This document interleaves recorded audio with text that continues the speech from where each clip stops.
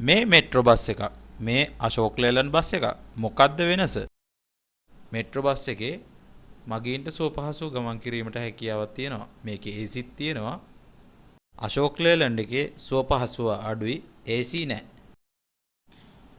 Metro bus එකේ ඉතා පුළුල් වීදුරු තිර නිසා රියදුරු මහතාට ඉතා ආරක්ෂිතව සහ පහසුවෙන් බස් රථයේ ධාවනය කිරීමට හැකියාවක් තියෙනවා. අශෝක් ලේලන්ඩ් බස් එකේ ඉදිරිය බැලීමට ඇති වීදුරු කුඩා නිසා රියදුරු මහතාට අපහසුයෙන් සහ අනාරක්ෂිතව ගමන් කිරීමට හැකියාවක් තිබෙන්නේ. එම නිසා මගීන්ද රියදුරද අනාරක්ෂිත තත්ත්වයක තිබෙන්නේ.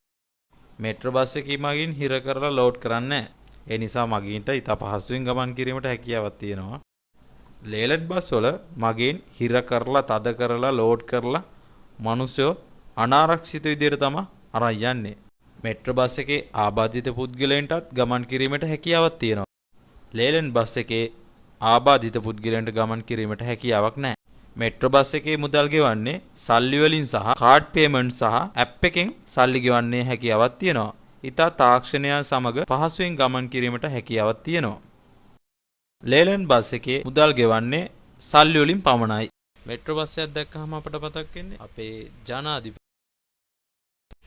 ලේලන්ඩ් බස් එකක් දැක්කහම අපට මතක් වෙන්නේ බස් ගැමුණු මහත්තයා.